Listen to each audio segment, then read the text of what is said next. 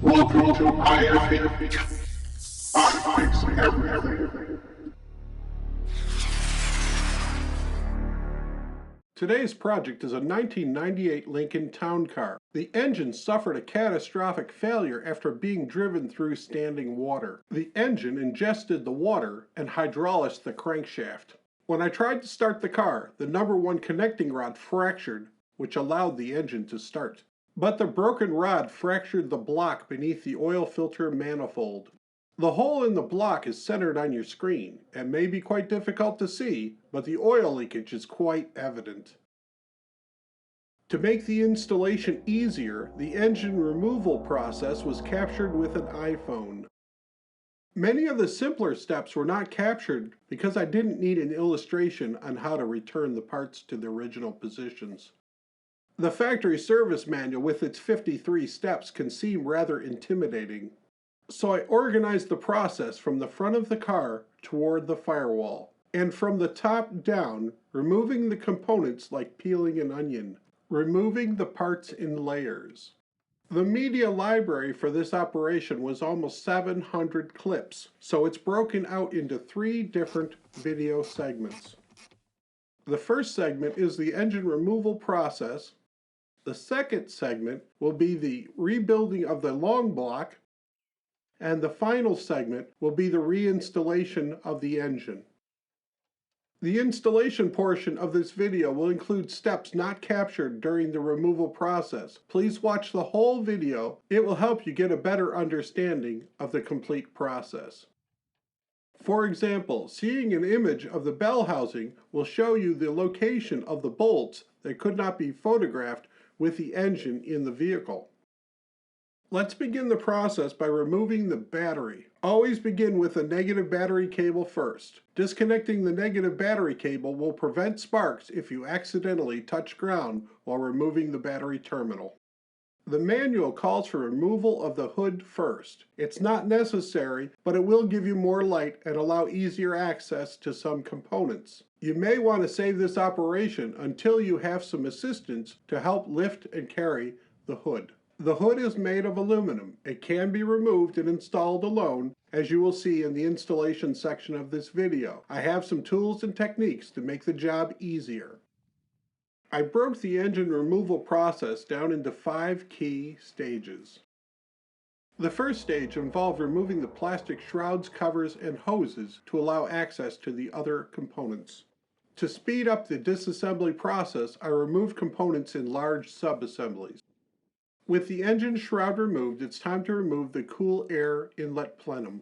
Start by disconnecting the 2 electrical plugs and then unlatching the air filter cover. Next, we'll focus our attention on the air intake chamber. Remove the nut on the passenger side near the fuel rail. Now loosen the hose clamp at the throttle body. This will allow the whole assembly to be removed as one piece. With the snorkel assembly loose, you can reposition it to allow easier access to these 2 hoses tucked up against the firewall. The factory service manual called for removal of the windshield wiper governor. I didn't remove it, and frankly I wasn't quite sure what it was. I speculate it was this plastic box. I did, however, remove the windshield wipers and the wiper cowl to allow access to the canister purge sensor. The sensor will be removed later to allow access to the heater hoses at the firewall. The plastic shroud covering the radiator brackets is the next component to remove. Remove the 3 plastic clips and slide it back to disengage the cowl. With the covers removed, you now have access to the lines and hoses.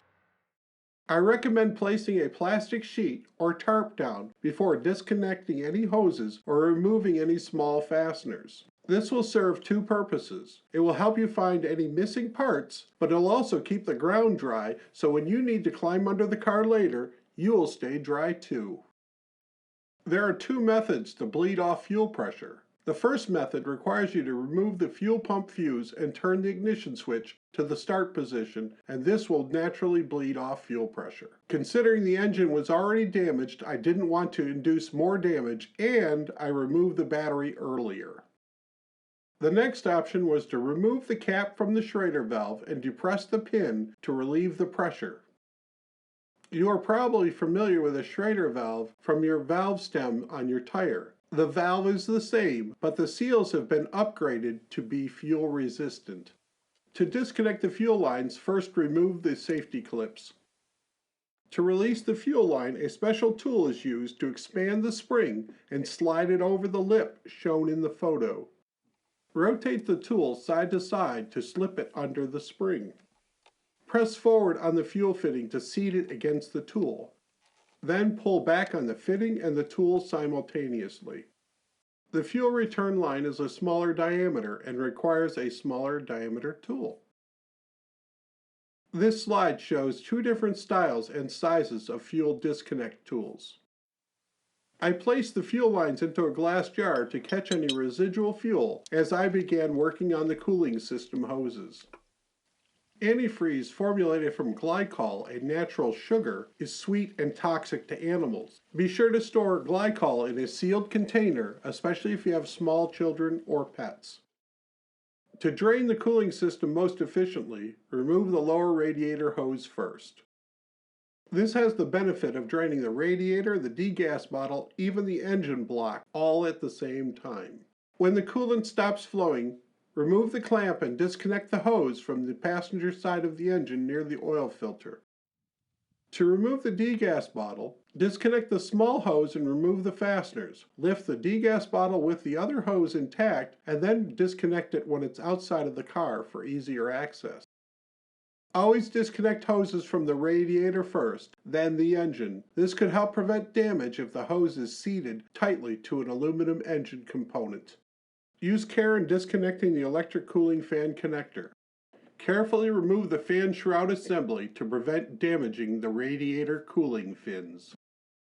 Remove the radiator support brackets. Rotate them 90 degrees and reinstall the screws. Wiggle the radiator side to side to loosen the seat and then lift it carefully out of the mounts. Tip it and drain any residual fluid into your pan before removing it from the car. The power steering cooler is next. Get a pan ready to contain the fluid.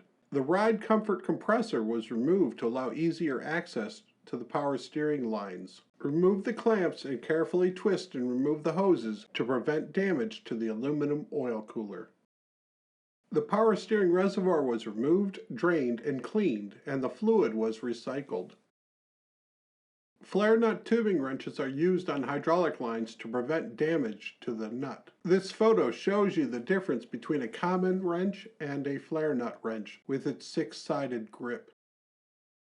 This photo gives the best image of the transmission cooling lines at the oil cooler on the driver's side. The heater hose clamps are tucked behind this sensor. Remove the electrical connector and hoses and remove the sensor. No special tools are needed, just pinch, twist, and pull. Remove the heater hose clamps at the firewall. Then twist the hoses carefully to break the seat. Be careful, the heater core tubes are soft brass and can be easily damaged if too much force is applied. Keep in mind, replacing the heater core is a job unto itself. If the hoses are tight, a hooked scribe can be reached underneath and worked around the edges to break the seat. If the air conditioner is working properly, disconnect the compressor from the engine and tie it off out of the way as you remove the motor. Unplug the AC cycling switch and remove the nut from the timing cover. Remove the coupling nut at the condenser core peanut connector to remove the upper line. The air conditioning hoses use the same style of connector as the fuel lines, but they require a larger set of quick disconnect tools. The air conditioning tube was removed to prevent damage by accidentally getting caught when the engine was removed. Unplug the high pressure switch and unhook the line from the evaporator. Disconnect the double-ended clamp from the main vacuum tube near the throttle body.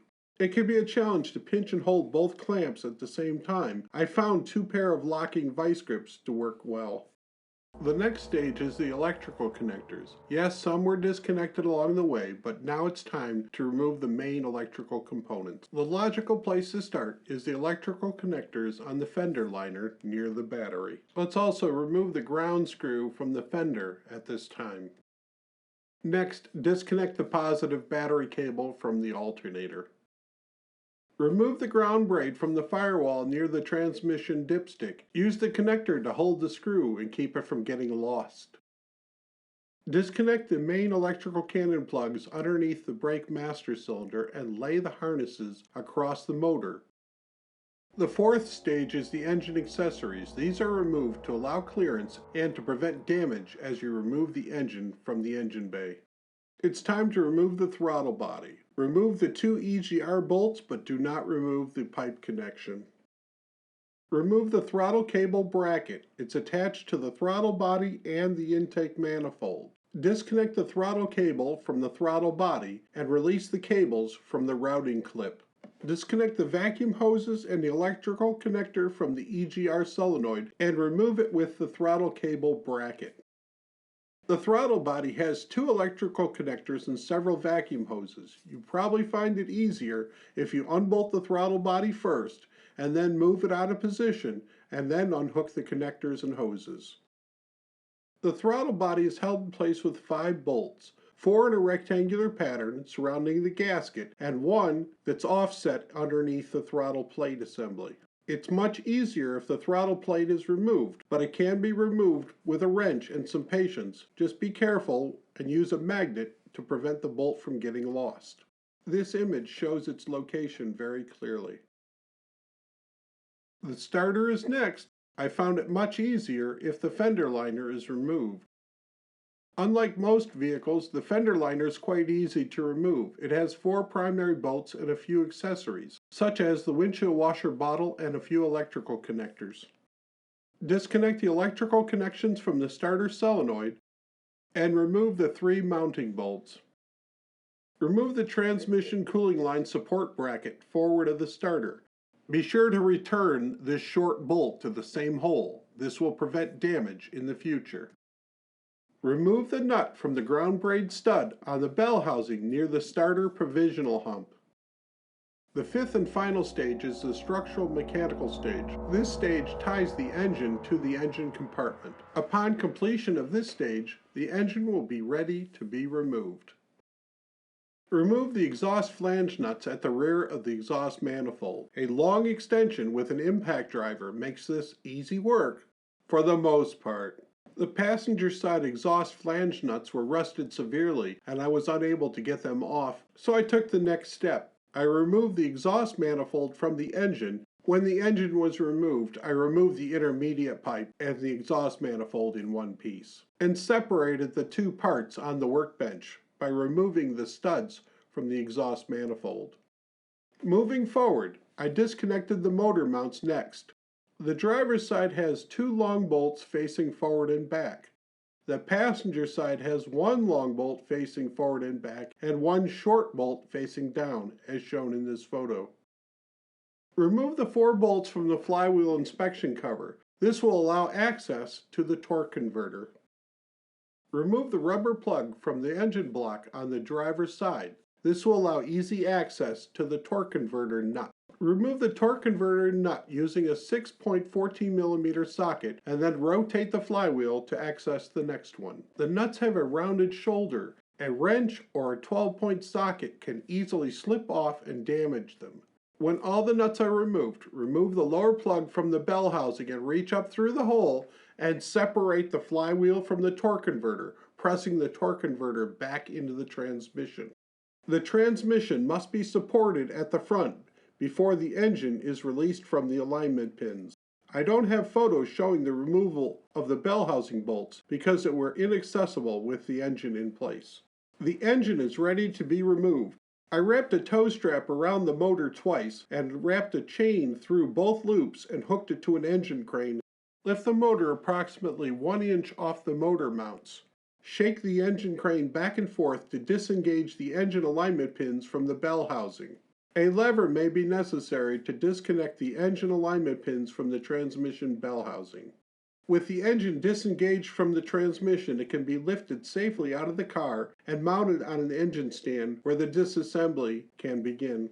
Thank you for watching part 1 of the 3-part series, The Engine Removal of the Lincoln Towncar. Part 2 will begin with the rebuilding of this long block. I will remove all the accessories and rebuild this from the heads out. There are lots of tips and tricks seen nowhere else. Part 3 will be a detailed reinstallation of this engine as I install it without assistance. Thank you for watching. Subscribers are always welcome.